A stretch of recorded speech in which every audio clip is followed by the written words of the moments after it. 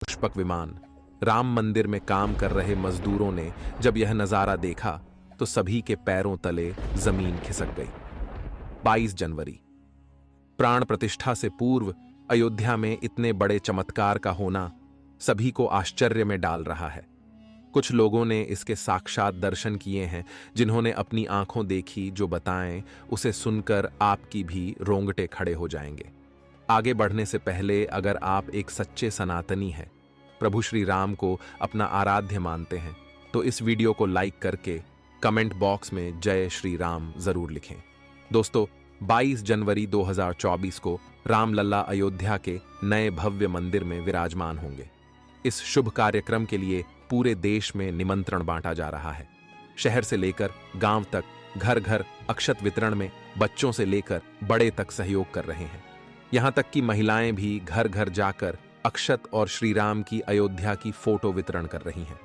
अयोध्या में राम मंदिर में भगवान रामलल्ला की प्राण प्रतिष्ठा कार्यक्रम की तैयारियां तेजी से की जा रही हैं। इस कार्यक्रम को बेहद भव्य बनाने के लिए कोई कसर नहीं छोड़ी जा रही है। इस बीच राम मंदिर निर्माण का कार्य भी तेजी से किया जा रहा है। मंदिर निर्माण में जो लक्ष्य लिया गया था, उसमें लगभग 80% कार्य हो चुका है। 70 खंभों पर मूर्तिकारी का काम चल रहा है। पिछले दिनों त्योहार की वजह से ये धीमा पड़ गया था, लेकिन अब वो भी तेज गति से पूरा हो जाएगा। निर्माण कार्य जल्द से जल्द पूरा करने के लिए सभी मजदूर रात दिन मेहनत कर रहे हैं। लेकिन 10 जनवरी की रात कुछ ऐसा चमत्कार हुआ जिसे देखकर सभी मजदूरों के होश उड़ गए। जब रात्रि के समय सब मजदूर अपना काम निपटाकर तंबू में सो रहे थे, उसी समय अचानक से उन्हें वहां कुछ हलचल महसूस हुई। सुरेश नाम के एक मजदूर ने जब तंबू से बाहर झांक कर देखा तो उसे राम मंदिर के परिसर कुछ अजीब सी पीली चमकती हुई चीज दिखाई दी। उसने अपने साथियों को जगाना चाहा, लेकिन कोई भी उसके साथ नहीं आया। जब हिम्मत करके सुरेश जब राम मंदिर परिसर में पहुंचा तो वहां का नजारा बहुत चौंकाने वाला था, क्योंकि वहां पर उसे एक बहुत ही दिव्य चमत्कारिक विमान दिखाई दिया, जिसका आकार मोर के समान था, जो दिखने में काफी सुंदर और तेज से परिपूर्ण था, जो कि राम मंदिर परिसर में पिछले क्षेत्र में उतर रहा था। लेकिन उस विमान को नियंत्रित कौन कर रहा था, यह समझ नहीं आ रहा था, क्योंकि उस विमान में इतना तेज था कि सामान्य आंखों से नहीं देखा जा सकता था। लेकिन समझ में कुछ ऐसा आ रहा था मानो स्वयं साक्षात भगवान राम पुष्पक विमान के माध्यम से अयोध्या में उतर रहे हों। सुरेश ने यह चमत्कार अपनी आंखों से देखा, लेकिन अचानक से ही वह बेहोश हो गया, क्योंकि वो उसके तेज को सहन नहीं कर पा रहा था।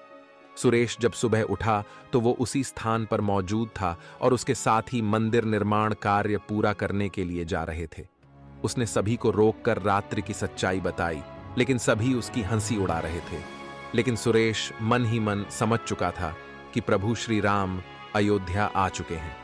यह उसके लिए सौभाग्य था कि उसे इतना सुंदर दृश्य देखने को मिला, जहां शायद उसने साक्षात पुष्पक विमान के दर्शन किए थे, यानी कि प्राण प्रतिष्ठा से पहले अयोध्या प्रकट हुआ साक्षात पुष्पक विमान।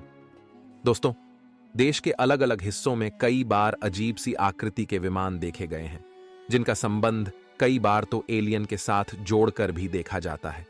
यानी कि अयोध्या में उस रात्रि को मोर की आकृति का विमान देखना वास्तव में प्रभु श्री राम का ही कोई संदेश हो सकता है। लेकिन क्या यह विमान सचमुच में पुष्पक विमान है? इसकी आखिर क्या गारंटी है? इसे समझने के लिए हमें पुष्पक विमान के रहस्य को अच्छे से जानना पड़ेगा। आगे हमारे YouTube चैनल महादेव मिरेकल पर आपको पुष्पक विमान का रहस्य बताएंगे, जिसे समझकर आपको यकीन होगा कि अयोध्या में पुष्पक विमान का प्रकट होना कलयुग का सबसे बड़ा चमत्कार है। रामायण पुष्पक विमान का जिक्र है, जो पहले कुबेर के पास था।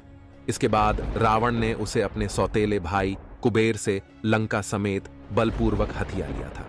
फिर रावण इसी के जरिए कहीं भी आता जाता था। रावण को हराने के बाद यह विमान श्री राम के पास आ गया। वो जीत हासिल करने के बाद इसी विमान के कहीं जगह होते हुए अयोध्या पहुंचे थे। रावण ने इसी के जरिए पंचवटी आश्रम से सीता का हरण किया था और उन्हें उस पर बिठाकर लंका ले गया था। कहा जाता है कि पुष्पक विमान आज के विमान की तरह था। पुष्पक विमान के जरिए रावण हवाई मार्ग से सफर किया करता था। रावण को मौत के घाट उतारने के बाद उसी विमान के जरिए प्रभु श्री राम, माता सीता और लक्ष्मण लंका से अयोध्या लौटे थे। रामायण में जिस तरह से पुष्पक विमान का जिक्र मिलता है, उससे तो यही लगता है कि ये आज के हवाई जहाज की तरह था, लेकिन तकनीक के मामले में मॉडर्न एरोप्लेन से कहीं आगे था। रामायण के सुंदरकांड के 7वें अध्याय में पुष्पक विमान के बारे में जानकारी मिलती है। पुष्पक विमान की आकृति मोर की तरह थी। ये अग्नि और वायु ऊर्जा से उड़ान भरता था। इसकी तकनीक इतनी उत्कृष्ट थी कि इसका आकार छोटा और बड़ा किया जा सकता था। कहा जाता है कि रावण अपनी पूरी सेना को साथ लेकर इस विमान से उड़ान भर सकता था। पुष्पक विमान अपने चालक की इच्छा के अनुसार गति पकड़ता था। ये मन की गति से उड़ान भर सकता था। विमान में बैठने के लिए कई आसन बने थे। पौराणिक कथाओं के मुताबिक युद्ध के बाद भगवान श्री राम ने विमान का पूजन कर ये दिव्य विमान वापस कुबेर को सौंप दिया। कुबेर ने पुष्पक विमान को भेंट स्वरूप प्रभु श्री राम को दे दिया, जिसके बाद इसी पुष्पक विमान से प्रभु श्री राम, माता सीता और लक्ष्मण अयोध्या पहुंचे। अब दोस्तों, कई हजारों सालों बाद एक बार फिर जब भव्य राम मंदिर का निर्माण हुआ है, तो प्रभु श्री राम अपने भाई लक्ष्मण और मां का सीता के साथ एक बार फिर से अयोध्या धाम पहुंच रहे हैं, वह भी अपने इसी पुष्पक विमान पर, जिसका नजारा वहां के मजदूर अपनी आंखों से देख चुके हैं। रामायण के प्रसंग में कहा गया है कि जब माता सीता को हरण करके रावण ले जा रहा था, तो रास्ते में जटायु ने अपने चोंच से रावण को चोट पहुंचाई थी। उस समय रावण पुष्पक विमान में ही मौजूद था। इसके बाद रावण ने तलवार से जटायु को लहूलुहान कर दिया था। जटायु घायल होकर जमीन पर गिर गए। जब सीता को खोजते हुए राम पेड़, पौधे और पक्षियों से पूछते जा रहे थे, तो रास्ते में घायल जटायु से मुलाकात होती है। मरणासन्न पड़े जटायु ही राम को बताते हैं कि रावण सीता को हरण करके किस दिशा में गया है। लेकिन जब साक्षात प्रभु श्री राम पुष्पक विमान में अयोध्या आ चुके हैं, तो भला उनके परम भक्त जटायु कैसे पीछे रह सकते हैं। अयोध्या में रामलला की प्राण प्रतिष्ठा से पहले जनपद की सीमा में गिद्धों का झुंड दिखाई दिया है। स्थानीय लोग इसे गिद्धराज जटायु से जोड़कर देख रहे हैं। वे इसे शुभ संकेत भी मान रहे हैं। मिल्कीपुर तहसील क्षेत्र के गांव धरोली में पिछले 10-12 दिनों से गिद्धों का झुंड वास कर रहा था। हालांकि उस गांव से गिद्ध उड़ गए हैं, लेकिन अयोध्या की सीमा में यहां वहां दिखाई दे रहे हैं। गांव वालों का कहना है कि पिछले 20 वर्षों से हम लोगों ने इलाके में गिद्ध नहीं देखे। अब जब राम मंदिर बन रहा है, तो इस गांव में लगभग 50 की संख्या में गिद्ध आकाश में दिखाई दे रहे हैं।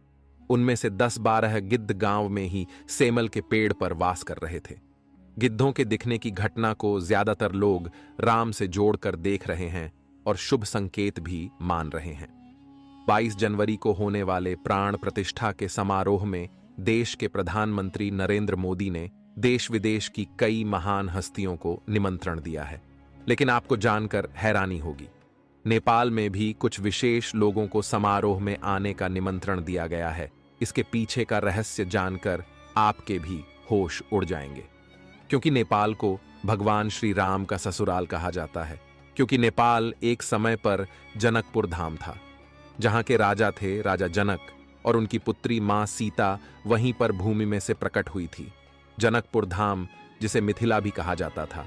मिथिला संस्कृति में यह मान्यता है कि जब बेटी का गृह प्रवेश होता है, तो उसके मायके से तोहफा और अन्य सामग्री भिजवाई जाती है।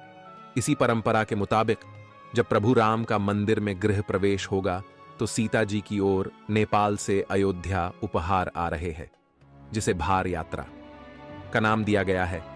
राम मंदिर की प्राण प्रतिष्ठा के लिए भगवान राम के ससुराल नेपाल के जनकपुर से कपड़े, फल और मेवा के साथ साथ उपहारों से सजे 1100 थाल आने वाले हैं।